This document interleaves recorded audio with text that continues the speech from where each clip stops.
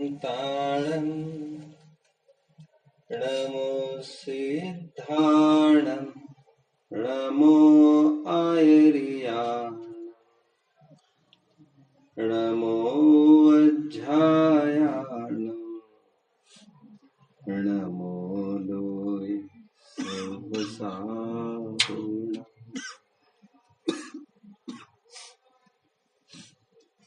जिन शासन के उपासकों, जिन शासन यह मोक्ष मार्ग की ब्लूप्रिंट है, जिन शासन यह मोक्ष मार्ग का एक रोड मैप है, इन सब का प्रयोजन केवल वीतरागता है। जैसे शक्कर को किसी भी डायमेंशन से चखा जाए, वो मिठास ही देती है। बिल्ली 10वें नहीं 20वें मंजिल से भी गिर जाए, 4 पैरों के ऊपर ही गिरती। जिन शासन की हर एक लाइन, हर एक शब्द केवल और केवल वीतरागता को लक्ष्य में रखकर ही रचा गया है, लिखा गया है और कहा गया है। उसमें से कौन कैसा आशय ग्रहण करता है विपरीत, ऐसा होने पर भी इसकी चर्चा तो वैसे ही कर चुके हैं। लेकिन वह कौन सी दृष्टि है जिससे जो अभिप्रेत था, उद्दिष्ट था, वही हम निकाल पाए। इसकी थोड़ी सी चर्चा आगामी 2-3 सत्रों में चलेगी। आज का दिन स्पेशली मैंने कर्णन योग के लिए अलॉट किया है। हालांकि मैं ऐसा प्लान सोचता भी नहीं हूं कि मैं ये लूं कि वो लूं, जो मेरे दिमाग में है आई हैड जस्ट प्लान्ड कि मुझे आज ये लेना है। और कर्णन योग का पेटा, उसका गर्भ इतना बड़ा दिख रहा है मुझे। जैसा मैं कल कह रहा था, प्रथमान योग एक खुला समुद्र है, खुला अखाड़ा है छल ग्रहण करने को। उसी प्रकार कर्णन योग एक खुला समुद्र है वितरागता के पोषण करने के लिए। आश्चर्य नहीं होगा, और बहुलता से ग्रंथ हमारे पास जितने उपलब्ध हैं आज, मैं समझता हूं 90% कर्णन योग ही होना चाहिए। ज्यादा क्या कहना, मूल तो जो 16, 16 और 7 जो 39 भाग है, 39 भाग है, वे सब षटखंडागम, कषाय पाहुड़, महाबंध, इन्हीं की तो टीका ही है। कितने भाग है ये सब? 16 भाग षटखंडागम की टीका, 5 खंड की टीका, आई मीन टू से 7 भाग महाबंध, महाधवल, फिर 16 भाग कषाय पाहुड़ की टीका। कुल 39 ग्रंथ केवल और केवल टीकाओं में है। अभी मैंने घुमटसार, जीव कांड, कर्मकांड, त्रिलोक सार, लब्धि सार, सपना सार, उस पर लिखी गई विविध टीकाओं का मैं जिक्र भी कहा कर रहा। इसीलिए प्रथम श्रुत स्कंध, मैं हमेशा कहता रहा हूं इस बात को, षटखंडागम इसीलिए प्रथम श्रुत स्कंद नहीं है कि वो पहले लिखा गया है। वो यदि दूसरा भी लिखा जाता ना, तब भी प्रथम श्रुत स्कंद का बहुमान इसी को मिलता, क्योंकि अध्यात्म द्वितीय श्रुत स्कंद हुआ करता है और आगम वो प्रथम श्रुत स्कंद हुआ करता है। आगम की नींव पर ही अध्यात्म के राजमहल खड़े होते हैं। यद्यपि रहा तो राजमहल में ही जाता है, बट नींव के बिना ये कैसे सब संभव होगा। जैसे कल मजाक में मैं कह रहा था, ये तो झोपड़ा ही हो सकता है, और तो क्या हो सकता है, ताश के पत्ते की भांति तो बने हुए हवा के एक झोंके वो तार तार हो जाएगा। यदि हम मुनि का सूत्रपात देखे, प्रारंभ देखे, अथवा गृहस्थ विद्वानों का। यदि मैं गुरुओं में गुरु देखता हूं तो मैं वहां पर दर्शन स्वामी को देख रहा, जिन्होंने सोच समझकर जीवन के अंतिम पड़ाव और बेला में करना नियोग की विषय वस्तु प्रदान की, समझदारी की।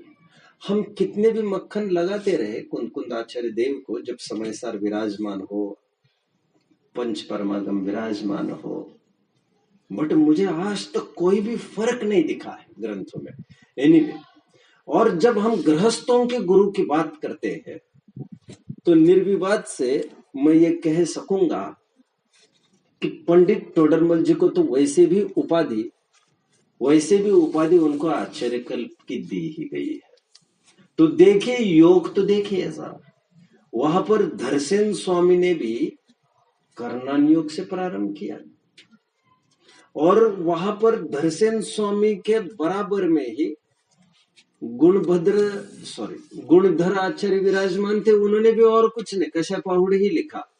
आप समझिए, इस मनोविज्ञान को समझिए।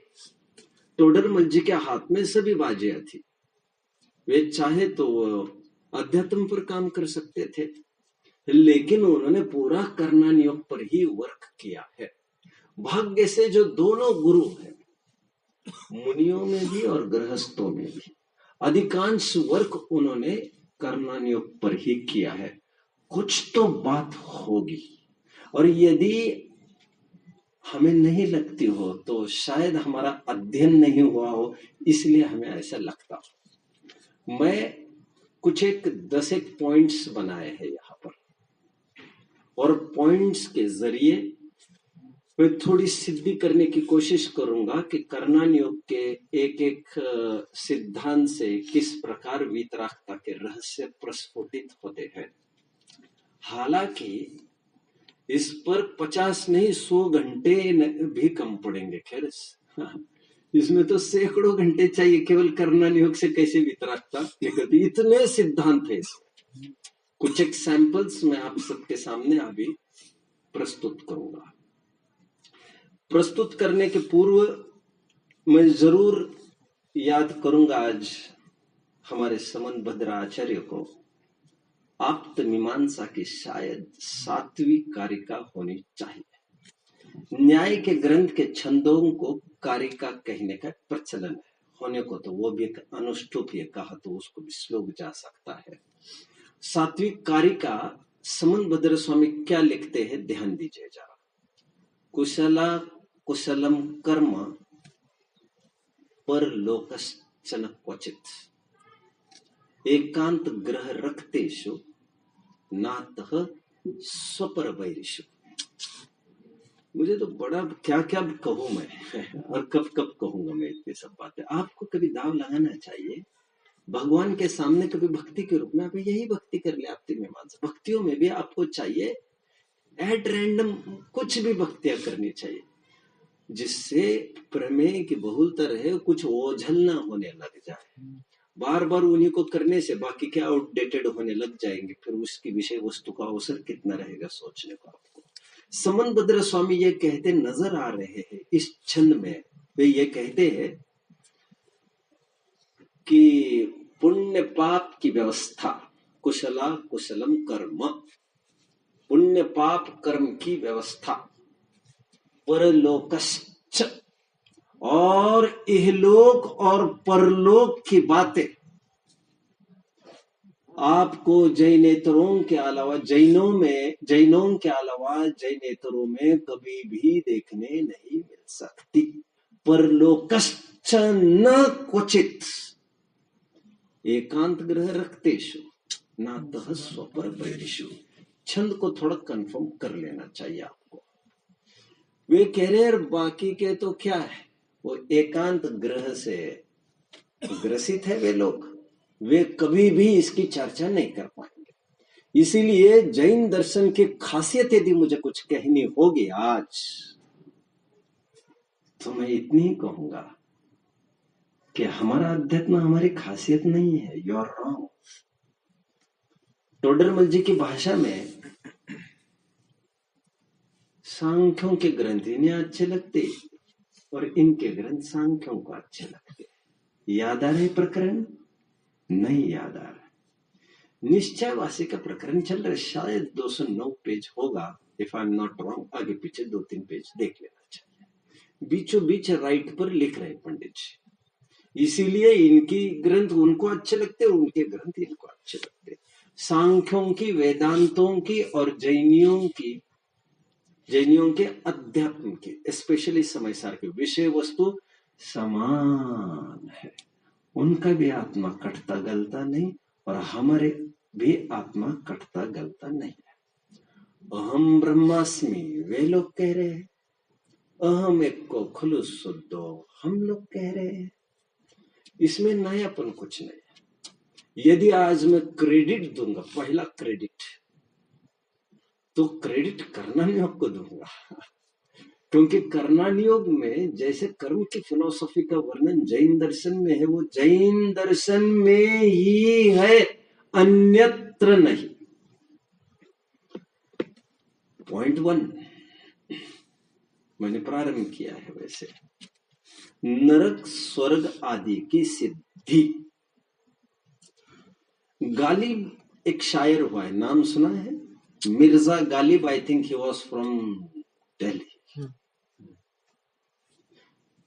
जन्नत की हकीकत हमें मालूम है, लेकिन दिल को खुश करने के लिए गालिब ये ख्याल अच्छा है। मैं कहना इतना ही चाह रहा हूं आप लोगों को, चार्वाक मत की तो बड़ी मार है और चार्वाक मत वाले तो मानते ही है। 5वें अधिकार में अलग सा खंडन में लिखा ही है टोडरमल जी ने, और टाइटल भी आया है वहां पर, संपादक ने टाइटल भी जोड़ा है वहां पर। वे इहलोक परलोक को नहीं मानते। वे एक ही बात पर डटे आड़े हैं कि किसने देखा है स्वर्ग और किसने देखा है नरक। यावत जीवम यावत जीवेत सुखम जीवेत, क्या ऋणम कृत्वा घृतम पिबेत भस्मीभूतस्य देहस्य पुनरागमनम कुतः। कहना पड़ रहा है आचार्य को कि लोक परलोक की जो व्यवस्था जैन दर्शन में, वो अन्यत्र में नहीं। स्वर्ग है, नरक है, इसकी सिद्धि होना बहुत जरूरी था। इसकी सिद्धि यदि नहीं होती तो शायद परिणामों में उतना नियंत्रण नहीं हो पाता। एक प्रैक्टिकल करते हैं। वैसे सो कौन कौन रहा है? I would like to know. अरे आप, मैं कहूंगा तो यकीन नहीं मानेंगे, मैं अंधेरे में भी आपको दिखा सकूंगा कौन कौन सो रहा है। सही बात कह रहा हूं मैं। एनीवे, छोड़िए इन बातों को। आप किसी को भी कुछ भी कहो, बच्चे को तुम ऐसा मत करो, ऐसा मत करो, अपराध कोई कर रहा हो संगीन, उससे वो कितना मानेगा मुझे कोई भरोसा नहीं। आप एक काम करिए, उसको एक बार सैर करा ही दीजिए, तिहाड़ वगैरह लेके जाइए उसको ऐसे ऐसे जेल दिखाइए। बहुत जरूरत पड़े अंडमान निकोबार ले जाइए आप। अंडमान निकोबार क्या है समझाने की जरूरत? हाँ, काला पानी, राइट। कैसे सड़ा सड़ा के खत्म करते थे वहां पर। और आज भी ऐसे जेल है जहां पर मुश्किल से खड़ा ही रह सकता है अपराधी। लहट बात की तो कौन पूछता है, तुम्हारे भोजन का तो ठिकाना नहीं आदि। जब तक उसको ऐसे जेल्स न दिखाए जाए, जब तक उसको जैसे पुलिस अपनी इन्वेस्टिगेशन में जैसे ट्रीट करते हैं ना एक्यूज्ड को, फोकस ऑन, पानी के शावर्स ले लेकर फिर रबर के बेल्ट से जो उसकी सुताई पिटाई करते हैं, नाखून को प्लग किया जाता है सीधा, जिससे वो उगल पड़ता है कि सत्य क्या है। एक बार उसको टॉर्चर रूम्स को भी दिखाया जाए, एक बार उसको उस फांसी के फंदे को भी दिखाया जाए। बहुत अच्छा होगा यदि लटकते हुए किसी को दिखाया जाए तो, फड़फड़ाते हुए। इसके बाद शायद वो काम नहीं करेगा। नरक स्वर्ग को दिखाना बेहद जरूरी था, उसके बिना यह काम नहीं होता। सम्यक ज्ञान चंद्रिका की पीठिका में टोडरमल जी ये कहते हैं, यद्यपि प्रथमानुयोग में स्वर्ग नरक की चर्चा आई तो है, लेकिन वहां पर जितनी स्वर्ग नरक की चर्चा है वो सब, बात को कोई पूरी करेगा, शिथिलता लिए हुए है। शिथिलता लिए हुए का क्या अर्थ करना चाहिए? कोई एकदम लूज कथन लगता है, वो चले गए नरक में। अरे अभी जब कर्णन योग के ग्रंथ खोले जाएंगे तो आपको पर्टिकुलर पटल के पर्टिकुलर बिल को दिखाया जाएगा, तो तुम्हें यकीन होगा कि हाँ ऐसा है। उसकी बिलों को नाप तोल के आपको उसकी लंबाई चौड़ाई ये सब देख लेना चाहिए आपको। कौन सा इंद्रिक बिल है, कौन सा क्या बिल है, कौन सा क्या पटल है, ये सब जब दिखाया जाएगा फिर एग्जैक्टली बताया जाएगा वो गर्मी कहाँ तक है, फिर यहाँ से कैसी ठंड प्रारंभ होती है। अरे छेड़ाना में जो तुम पढ़ चुके हो ना, कितने कोसों की दुर्गंध आदि आदि, ये सब बिच्छू दस्ताने आदि आदि, ये सब जितना दिखाए गए ना तुमको, बेटा ये पहली पृथ्वी का वर्णन है हमारे। अभी ऐसे 7 पृथ्वियां है। नरक कितने जानते हो तुम? 84 लाख, 84 लाख नरक है। 84 लाख बिल्कुल नरक कहते हैं। 7 नरक नहीं, 7 पृथ्वियां। मैं ये कह रहा हूं, ये तो तुम्हें जो वर्णन बताया ना वहां पर 6 ढालाकार में, वो तो एकदम सामान्य प्रथमानुयोग के स्टाइल पर बताया जा रहे हैं। अभी कितने कोस से कितनी दुर्गंध आ जाए तो क्या हालत होती है, ये तो उत्तर उत्तर पटल के अनुसार तुम गणितीय वहां पर शास्त्र पढ़ लेना। उसको देखकर पुण्य पाप के प्रति विशेष दक्ष हो जाता है। यह सब कर्णानुयोग की ही महिमा है। स्वर्ग नरक होते हैं ये समझना जरूरी। और मैं समझता हूं कि पाठशाला में प्रारंभ में ही, जब देखो पाठशाला में आने के पहले ही माँ उसको एक ही तो बात कहती है, कुछ भी हुआ बेटा राइट, तुम ऐसा करोगे ना, अभी नरक की बात तो कहने में हिचकिचा भी जाए आदमी, तुम ऐसा करोगे तो पाप और पुण्य तो उसको पहली फीडिंग दी जाती है। बाकी तीर्थंकरों को तो बहुत बाद में पढ़ाया जाता होगा। मुझे तो इतना ही कहना है कि पहले बिंदु के रूप में कर्णानुयोग से हमें वितरागता जो मिलती है, पुण्य पाप के परिणामों को सुधारने हेतु दिखाए जाने चाहिए फल स्वरूप उनके स्थानों को। और वे स्थान है तो कहने वाले भी है, देखने वाले भी है, इसलिए सर्वज्ञ भी प्रूढ़। तो पॉइंट 2 कवर कर लिए मैंने। एक, जो चार्वाक मत जैसे है, जो ये कहते पाए जाते लिव इन रियलिटी, अब सत्यता में जियो, अब कल्पना में मत जियो। जो आंखों से दिखता ही नहीं है उसकी बातें करते हो, किसने देखा है? और कुछ लोग बहुत अच्छी लगती है, एक्चुअली ये बातें सुनने में बहुत अच्छी लगती है। देखो भैया, स्वर्ग नरक कुछ नहीं होता, सब यहाँ पर है। स्वर्ग भी यहाँ पर है, नरक भी यहाँ पर। कैसा लगता है सुनने को? कैसा लगता है? अच्छा लगता है। इसीलिए उसे चारवाक मत कहते हैं। सुनने को सुंदर लगता है, चारु वाक, जो सुनने को सुंदर लगता है केवल। अभी स्वर्ग नरक यहाँ पर है, विराजे रामायण घटमाही, ये परमार्थ बात होने पर भी व्यवहार का लोप नहीं, वो अभी है। और अपने अपने किए हुए स्थानों को, परिणामों को भोग रहे। आज भी देखो भैया, लक्ष्मण ने थोड़ा क्या, देखो राम वहां पर कैसे ठुकाई पिटाई चल रही, ये दिखाई, देखो शुभम, देखो जरासंध, देखो कृष्ण, देखो देखो दिखाकर, देखो महापद्म, देखो, ये सब दिखाया जाता है। पॉइंट 2 हुए। वैसे सर्वज्ञता भी मैं इसमें बोल गया। पॉइंट 3, चरणानुयोग में क्या है, एक बार किसी ने पंचकल्याण कहा लिए, जीवन भर का सिंह ही बन गया। ऐसा ही है ना भैया जी? मैं ज्यादा समझता नहीं हूं भैया, मेरा काम मैं निकाल लूंगा। कुछ गलत हो जाए तो आप यहीं पर भी बता सकते हैं, बाद में बता सकते हैं। कोई बहुत यात्रा कराएगा 10-20 बार शिखर जी आदि आदि के पैसा खर्च कर करके, तो संघवी आदि उपाधि पाएगा। संगपति सवाई संगपति भी पा सकता है, 10-20 पंच कल्याणक भी करे और खूब करे, सवाई संगपति ये सब उपाधियां मिल सकती है। ये चरणान योग के ही राज्य में यह हो सकता है। एक बार क्या कर दिया तुमने, जीवन भर टैग मिल गया। तीसरा हेडिंग मैंने बनाया कि not a tag for ever. चरणान योग हमेशा के लिए टैग दे देता है। एक आदमी ने कोई खराब काम किया तो जीवन भर मुश्किल है उसकी बहुत अच्छी, हम कितना भी समझाए खैर किसी को राग भाव प्रध्वंस वो कुछ भी समझाए, अब तो उसका नाम भी वैसा कर देते लोग, और उसकी बारे में इमेज ठीक होना बहुत मुश्किल है। अच्छा है तो उसका अच्छा, खराब होना तो खराब, ये सब चरणों योग को श्रेय जाता। Right right right. बट कर्णान योग की अदालत में सब कुछ नहीं होता। यह दूध का दूध और पानी का पानी होता है। यह कोर्ट जीवन में एक बार लगता है, ऐसा नहीं।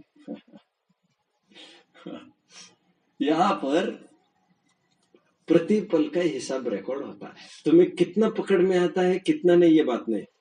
तुम जो कह रहे हो ना, तुमने पंच कल्याणक कराया था, खत्म, 5 दिन ही थे तुम सिंघई वगैरह जो भी कुछ होंगे उसका 5 दिन ही काम था तुम्हारा, उसके आगे पीछे तुम्हारा कोई काम नहीं, और इनको कोई सिंघई नहीं कहेगा आगे पीछे। और सुन, उस दरमियान भी जिस समय तुम्हारे परिणाम अनुरूप नहीं है, कोई हमारी ये भी बाध्यता नहीं है, उन 5-7 दिन के लिए भी हम तुमको संगपति कहते रहे। भाव निक्षेप जानते ना, भाव निक्षेप, उस समय जिस रूप परिणमित हुआ है उसी समय वैसा कहना, हमेशा नहीं द्रव्य निक्षेप जैसा। मैं बहुत करके ये कह सकूंगा द्रव्य निक्षेप एक चरणन योग की तरफ संकेत कर रहा है, और ये दिस इज लाइक कर्णान योग। एक टैग जीवन भर का नहीं होता है। इससे भी हमें समझ में आता है हमें प्रतिपल सजग रहने की जरूरत है। एक बार के परिणाम के बल पर जीवन भर वैसी बात नहीं होगी। दोनों बातें, दोनों हाथ में लड्डू है। वैसे तो एक बार का किया पुण्य जीवन भर आंकड़ो मत, प्रतिपल सावधान रहो। एक बार का किया पाप जीवन भर झूरो मत, हो गया, पास्ट इज डेड, बरी इट, फॉरगेट इट, बीतता है विसारी के आगे के सुतले। दोनों तरफ से दोनों हाथ में लड्डू। पॉइंट 4, सुख दुख दाता कोई ना। वह स्ट्रॉन्गर कौन सा लॉजिक होता,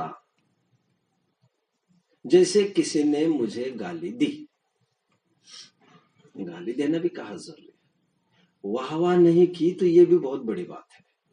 अरे वाह वाह नहीं करने की भी नहीं, वाह वाह में यदि एक आध पॉइंट भी ड्रॉप कर दिया, सभी पॉइंट्स बोले उन्होंने, ये पॉइंट बोलने में क्या बिगड़ रहा था मेरे बारे में।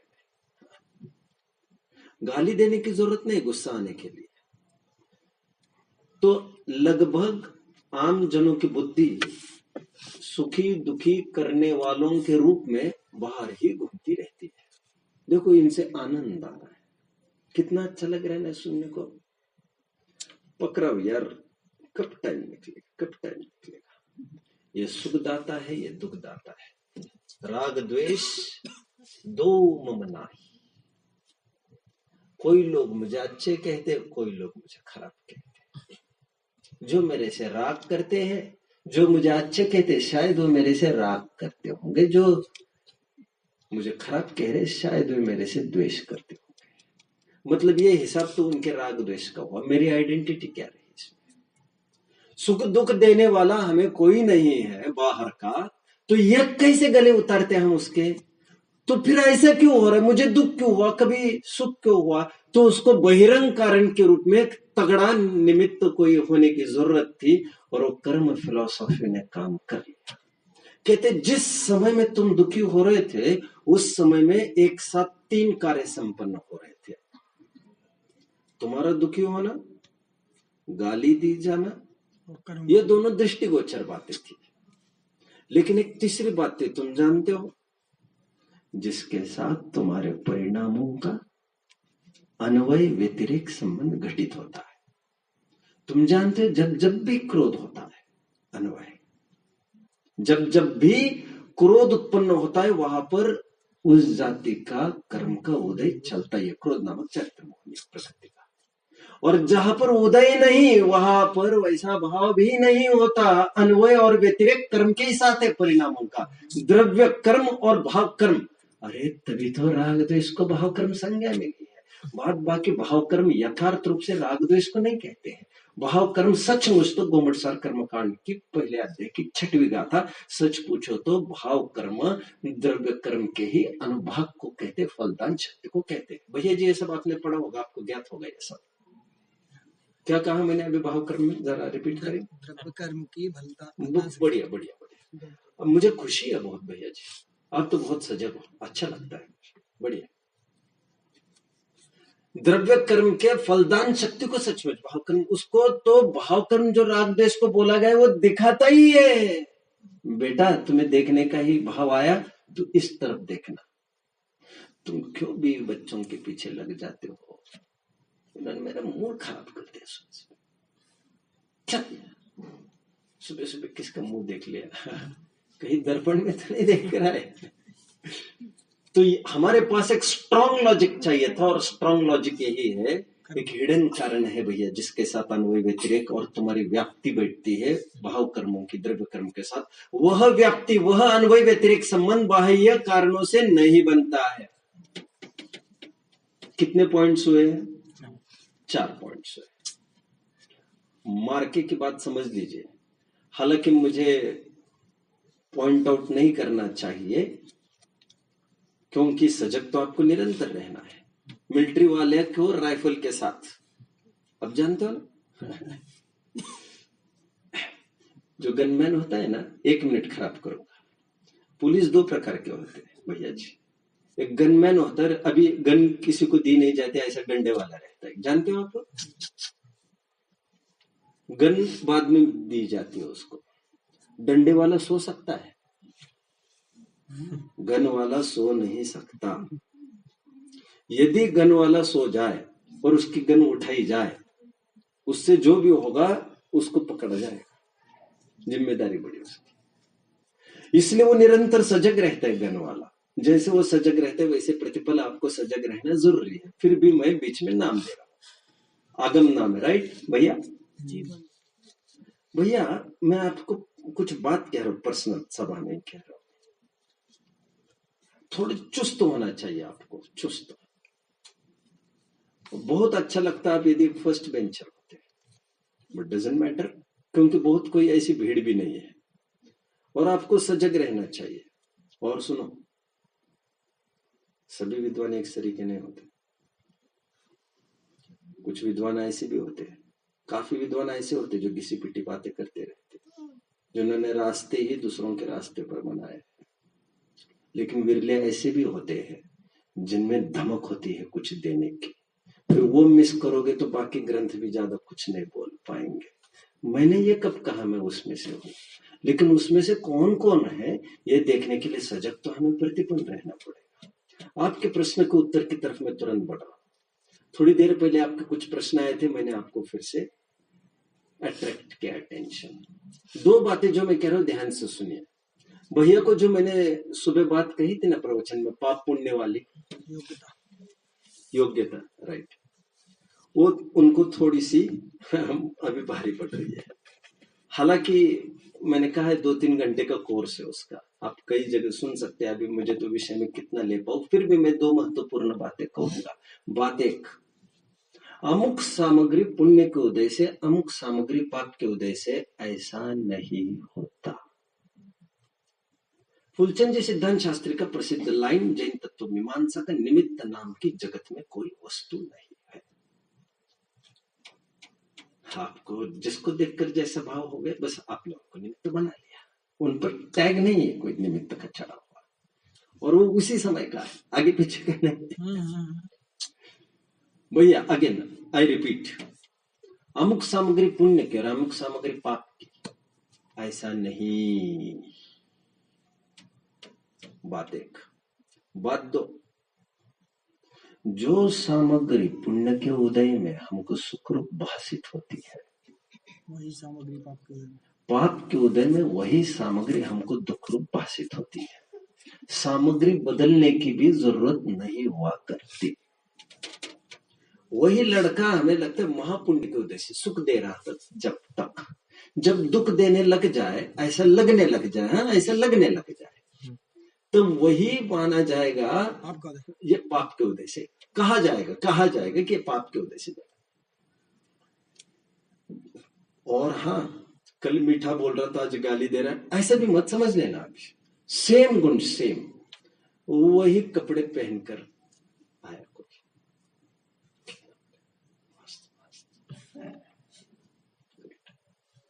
कल अरे क्या है प्रवचन, क्या है ये? वही प्रवचन जो कल का किया था, जो तुम रीझ गए थे, आज तुम परेशान हो गए उसी बात से। और कल मूड बदल जाएगा तो फिर भी परेशान हो जाओगे तुम। ऐसा होगा या नहीं होगा भैया? वस्तु बदलने की जरूरत बिल्कुल नहीं है, तुम्हारा मूड भर बदलने की जरूरत है। सब मेकर मूड है तुम्हारे सुख दुख का। ये चौथे पॉइंट में मैं इतना पेटा खोल रहा हूं। इसीलिए धन का आना वो पुण्य के उदय से ऐसा नहीं। यदि धन की इच्छा हो जिसको, तो उसका धन का आना पुण्य का उदय कहा जाएगा। कहा जाएगा क्या? पेटा है, लेट एंटर नाउ। देखो भैया, पुण्य और पाप प्रकृतियां वैसे तो चार घाती प्रकृतियों में होती है: वेदनीय, आयुष्क, नाम और गोत्र। पहले तो मैं इतना क्लियर कर दूं, मैं आयुष्क, नाम, गोत्र को फिलहाल बिल्कुल नहीं छेड़ रहा हूं। हालांकि वे भी पुण्य पाप की प्रकृतियां है। जनरली हम पाप का उदय वेदनीय की ही बात करते रहते हैं, क्योंकि गोत्र को कौन पलटा पलटी करता बैठेगा रोजाना, और आयु को कौन क्या खेल करता बैठेगा, तो वो कोई इश्यू भी नहीं रहता उसका। और नामकर्म में भी जनरली कौन क्या बोलता है उसमें, तो वेदनीय का ही निरंतर पलटा पलटे चलती रहती है। तो पाप का उदय पुण्य का उदय जनरली ऐसा ही चलता है। आप समझ रहे मेरी बात को? वही आप समझ रहे। वैसे मैंने सुबह एक बात कही थी, वेदनीय ऑलरेडी जीव विपाक की प्रकृति है। वो डायरेक्ट आप क्या सोचते हो उस पर डिपेंड करती है। हाउ यू फील, जीव के परिणामों के साथ उसका निमित्त नैमित्तिक संबंध है। गोमट सर कर्मकांड की गाइड में प्रॉपर उसको मार्किंग कर दिया गया है, आप देख लेना चाहिए। ये तो आपके सिलेबस में होगा, गोमट सर कर्मकांड का पहला अध्याय। हाँ, और सुन लीजिए, 148 प्रकृतियों में ऐसे कोई प्रकृति नहीं जिसके कारण हमें गाड़ी, बंगला, बीवी, बच्चे, मकान, दुकान मिले। कुछ नहीं, कुछ नहीं, कुछ नहीं। मतलब सीधा इतना है, पुण्य और पाप को उदय तुम केवल शरीर तक बोल सकते हो।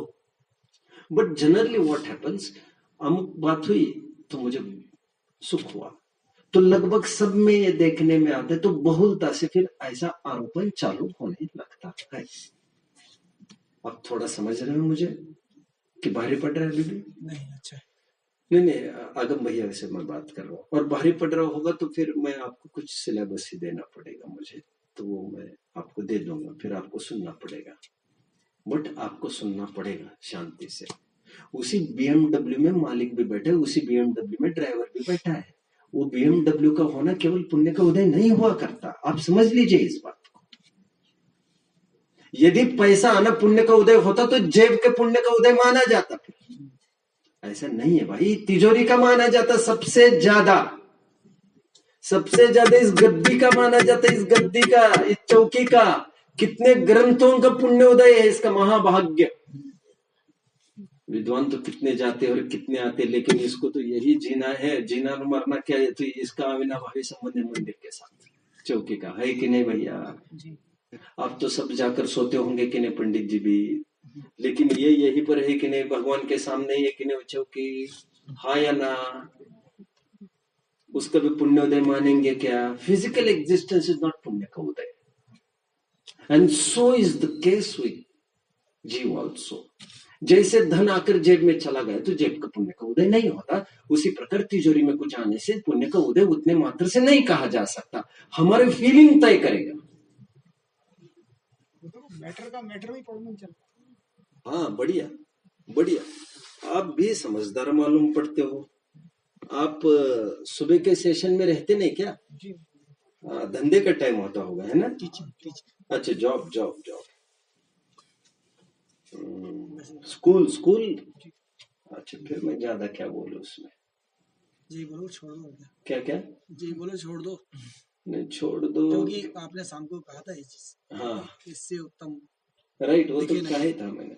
नहीं, घर की स्थिति यदि ठीक ठाक होगी आपकी। राजा है राजा राजा है। हाँ अब तो क्यों भिखारी बन रही है आदमी? गुलामी करने में क्यों नहीं इंटरेस्ट आ रहा है? सादर में ये चीज हम तो हृदय से कह रहे हैं सच बता रहे हैं जिनवाणी के सामने चलो, मैं अभी कुछ मतलब की बात करूंगा। एक बार की बात है, मैं वाशिम गया। वाशिम मेरा जान आना, वाशिम का मेरा योग ऐसा रहा है, मैं निरंतर 10 साल वहां पर महीने महीने के लिए गया हूँ। एज गुड एज वाशिम मेरा घर जैसा ही है, आप समझ सकते हैं। विदर्भ का पार्ट है ये Washim, near, I think it's near Akola. वहां नए नए एक स्वाध्याय जुड़ गए थे, लेटेस्ट, एंड वो भी at the age of 60+। Great. और खुमारी देखते बनती थी, चुस्ती थी, टीचर थे। और इतना पुण्य का उदय, फिर पुण्य का उदय आ गया।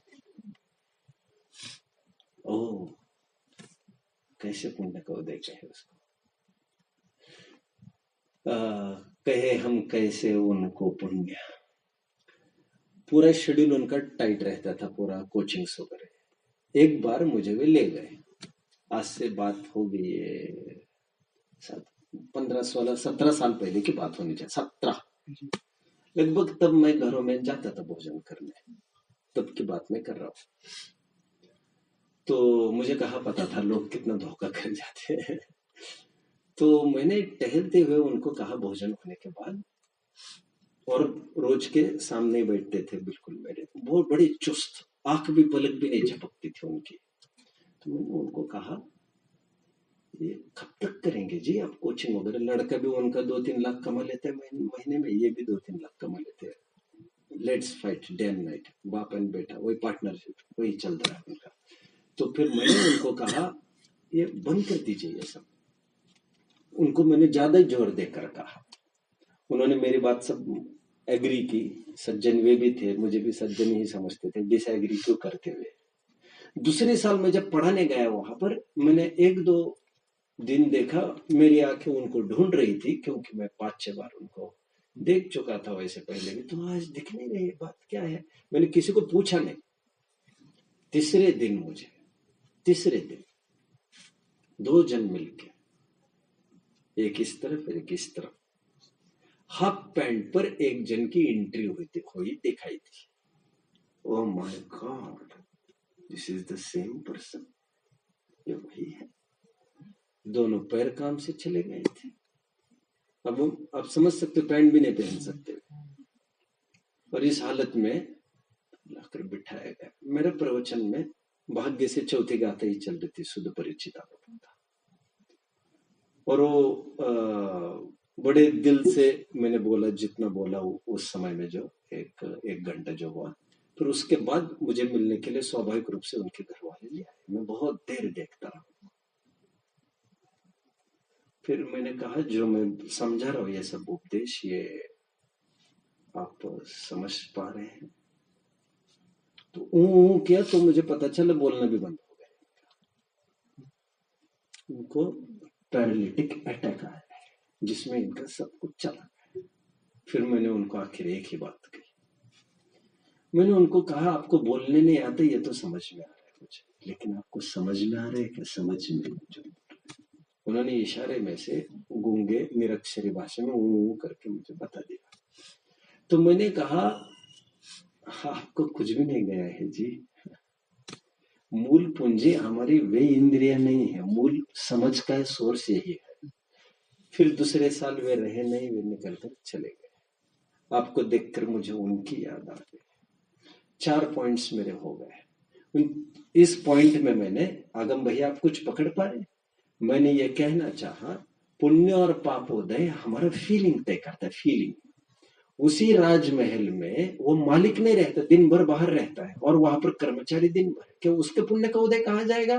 वो तो ललचा रहा है घर पर झोपड़े में जाने के लिए, जिस झोपड़े के बगल से एक नाली बह रही है उसकी, और उसको एसी में सुला रहा है, मालिक आज रात में सो जा। नहीं, ये कभी भी उठाएगा, कुछ भी काम कर रहा है, जाने दो, हमें घर पर जाने का कोई भरोसा नहीं।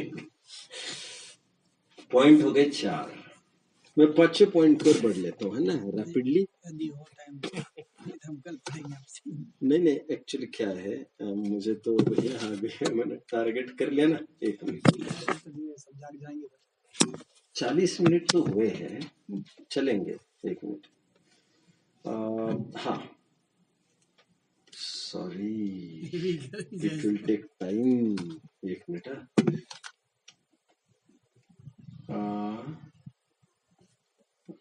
पेज नंबर, अच्छा, चलो आगे बढ़ लेते हो तब मेरे पेज आने तक। एक पॉइंट तो जनरली आदमी क्या करता है, वो ये सोचता है कि मेरे साथ बड़ा अनजस्ट हुआ है, अन्याय हुआ है मेरे साथ। क्या मैंने इतना सब किया और मेरे भाग्य में ऐसा है। थोड़ी देर पहले प्रश्न यहाँ पर एक बहन ने पूछा था, वे यहाँ पर मौजूद है, वो पुण्य पाप का। हाँ, गुड गुड।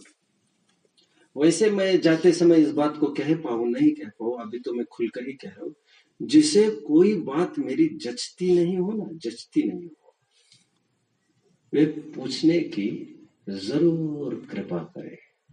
मैं स्वयं को पूर्ण समर्थ समझता हूं, और ज्यादा सामर्थ्य मैं जिन शासन की समझता हूं कि उसमें सभी समाधान है। यदि मेरी समझाने में आपको कचास नजर आई होगी तो मल्टीपल लॉजिक से आई विल कन्विंस यू। समय सापेक्ष मैंने जितना बोलना था उतना ही बोला, अभी बची हुई बात आपके लिए आ रही है। कुछ लोग ये समझते हैं कि हमने तो सब अच्छा किया, हमारे साथ वो खराब कर रहा है, पाप कर रहा है, और उसके साथ अच्छा हो रहा है। टू अकाउंट, मैं सब अच्छा काम करता हूं, मेरे साथ क्यों नहीं होता ऐसा? To account.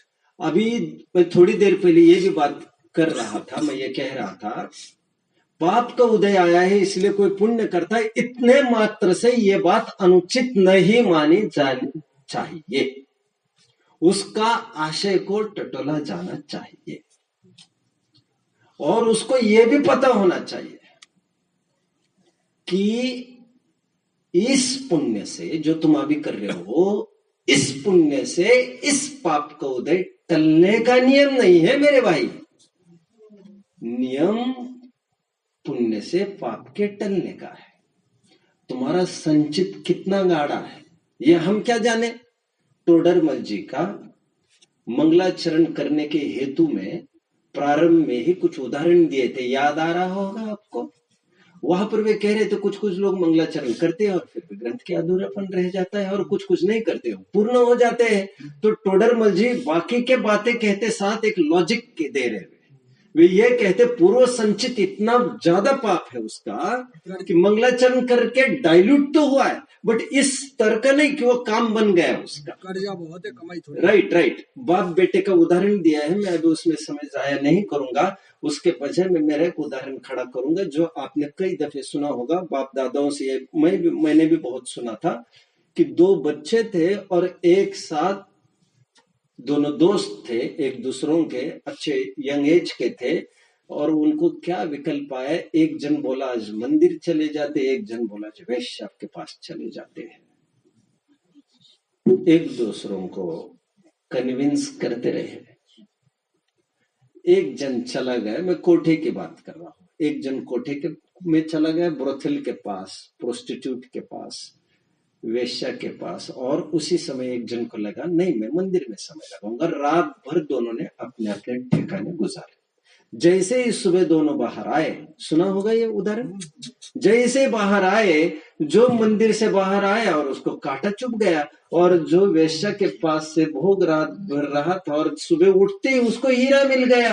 अभी दोनों जब आपस में मिले, मजा तो तब चालू हो, अभी तक कोई मजा नहीं था। बात तो ये चालू हुई, यार तुम्हें, मुझे तो कांटा चुभ और तुम्हें ये मिला। अभी वो परेशान, अरे भाई। तो फिर एक साधु ने उनको कहा आज तुम्हारा मरण होने वाला था, सो कांटे पर निभ गया तुम्हारा आज, और आज तुम्हें राजकोष मिलने वाला था, एक रत्न पर तुम्हें सेटिस्फेक्शन करना पड़ा है। अब उलाहना देना बंद करिए और जो भी पाप के निर्मूलन के लिए पुण्य का आयोजन किए जा रहे हैं, क्योंकि देखो भैया, अब जानकर न करो, न तो बिना जानकर करो, कहकर करो, न तो बिना कहकर करो। तिखास आपने नींबू डाला तो अपने आप थोड़ी तिखास तो कम होगी ही होगी उसकी। उदाहरण कितना जम रहा है मुझे नहीं पता, आप समझ रहे हैं ना। ठीक उसी प्रकार आप पुण्य करेंगे तो पाप तो घटेगा। क्यों, मानते हो कि नहीं? अभी भी थोड़ी देर में गले भी उतार दूंगा मैं इसको। संक्रमण आदि क्या है, ये सब वही तो बातें हैं सब। तो ये सब पाप तो कटता ही है पुण्य से। ये नई बात कौन सी है भैया? बात इतनी डिफेक्टफुल है, तुम बाद में क्या सोचते हो, तुम ये समझते हो कि मेरा दाव चूक गया, ये बाजे हाथ से चली गई, कुछ नहीं भैया, कुछ नहीं हुआ, कुछ नहीं हुआ। अरे तुम्हें तो ये सोचना चाहिए था मेरा ज्यादा पाप का उदय है गांठ का, इससे भी काम नहीं बना, तुम्हें दुगुना तिगुना लगना चाहिए था। और सुन, अध्यात्मियों की डिक्शनरी में पुण्य की और भी कोई ऊंची परिभाषा है। पुण्य वही है जो शुद्धि की प्राप्ति के लक्ष्य से बढ़ता हो। शायद तुम्हें ये भी पता नहीं है। तो ये 5 पॉइंट हो गए। उलाहने देने का ये बंद होता है, उसको आगे पीछे का समझ में आता है कि रिलेशन आगे पीछे भी लगते रहते हैं। ठीक है, हमारे जीवन में कोई भी प्रतिकूलता आने पर,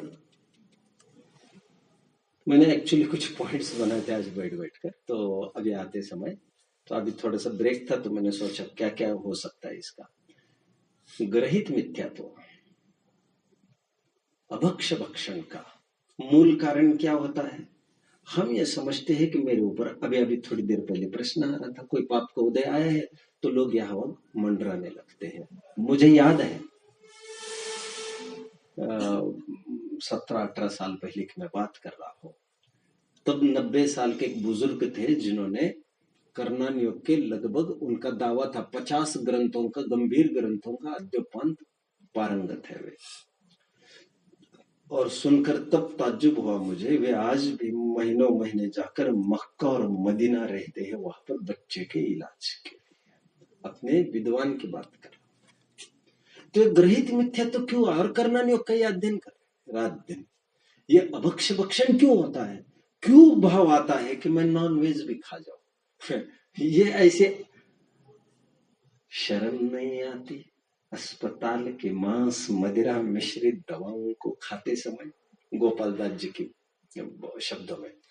तो ये एक बार कर्म की फिलॉसफी का ज्ञान हो जाए तो अभक्ष भक्षण, ग्रहित मिथ्या, तो ये भी सब खत्म होने लगता है। आगे हाँ ठीक है। बुढ़ापा जिनका आया हो उनको विशेष कार्यकारी है ये बात। मैं दो ही पॉइंट लूंगा। एक बड़ा पॉइंट है, जैसे भैया जी कह रहे उसको कल ही लेना बनेगा, आप भी फिर वो एग्जॉस्ट हो गए होंगे। बुढ़ापे में किसी को सचेत करना हो तो बहुत बढ़िया तरीका है उसका। आयु बंद क्या अवसर, बुढ़ापे की ओर ही विशेष बनते हैं, अंत भला सो सब भला। कितना अच्छा है। जवानी में सबसे ज्यादा पाप करते आदमी, व्हाट आई फील इज, कितने पाप होते, मैं इतना पैसा कमाऊं, ऐसे करूं, मैं वैसे करूं। बुढ़ापे में लगभग सब ठंडे पड़े रहते हैं, सबको जाना है।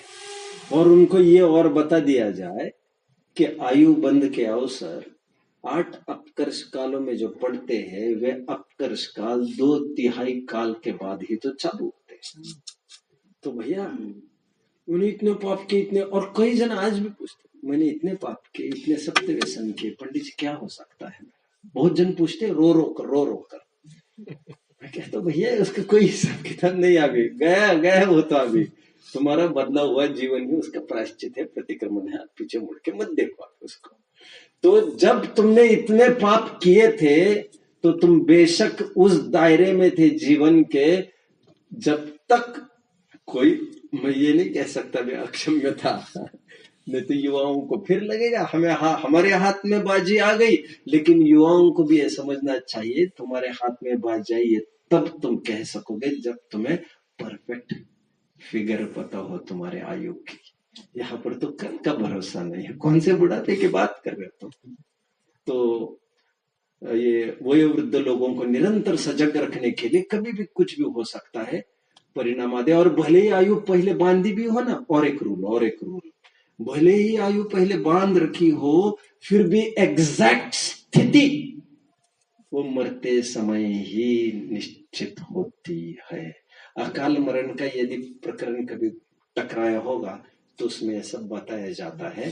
तो इसलिए मरते समय परिणामों को शांत रखने का विशेष महत्व है। वो केवल इस बात के लिए, भले ही आयु बन चुकी होगी लेकिन उसकी स्थिति का पूरा मैनिपुलेशन तो नहीं कहूंगा, लेकिन प्रोग्रामिंग प्लानिंग पूरा यही होता है। तो वो स्थिति घटने बढ़ने सब यहाँ पर हो जाता है। अंतिम पॉइंट ये कहूंगा, जो ज्ञानी झेल सिंह हुए, जो मैंने यहाँ पर जिक्र किया था उसका, मैंने यहाँ जिक्र नहीं किया कि फिर कहा किया मैंने जिक्र इसका। ज्ञानी झेल सिंह हुए है एक फॉर्मर प्रेसिडेंट ऑफ इंडिया। नाम सुना है? नहीं सुना है। हमारे टाइम के थे वैसे। ये श्रवण बेलगोला में एक स्पीच हुआ उनका। वे श्रवण बेलगोला में भगवान बाहुबली जी के सामने खड़े रहकर स्पीच में ये बोल रहे हैं, मैं विश्वास रखता हूं यदि जैनिज्म के प्रिंसिपल्स पर चला जाए तो एक भी पुलिस स्टेशन की भी जरूरत नहीं पड़ेगी। कर्म फिलोसफी इतनी चुस्त, न पुलिस थाने की जरूरत है, अरे न ट्रैफिक पुलिस की जरूरत है। यहाँ तक कि एक कलेक्टर ने आगरा के पंचकल्याणक में ये कहा था, जो जैनिज्म पर विश्वास करता है उसने सर्वज्ञता पर विश्वास किया। तो मैं समझता हूं कहीं भी दुनिया में ओवरसियर सुपरवाइजर की जरूरत ही नहीं पड़ेगी। जिस दिन यह जीव ये मानने लग जाएगा कि मुझे देखने वाले सर्वज्ञ है, फिर वो सुपरवाइजर की क्यों चिंता करता बैठेगा। जो 2-3 दिन पहले मैं बोल रहा था, why care for the boss in the cabin, rather care for the boss within. अपने मालिक के नजर में मैं न चूक जाऊं तो इसकी चिंता करेगा, उसकी चिंता क्यों करेगा वो। आज के लिए इतना ही। कुछ पॉइंट्स मैंने पॉइंट्स गिने तो नहीं, कुल कितने पॉइंट्स है किसी ने काउंट किया है? अरे 5 का ही के नहीं 8 हुए होंगे, 8 या 9 हुए होंगे, 8 या 9 के बीच में। अभी 1-2 पॉइंट कुछ बचे हैं, मैं कल करना नहीं को कल ही लूंगा, फिर जितना समय देख लेंगे।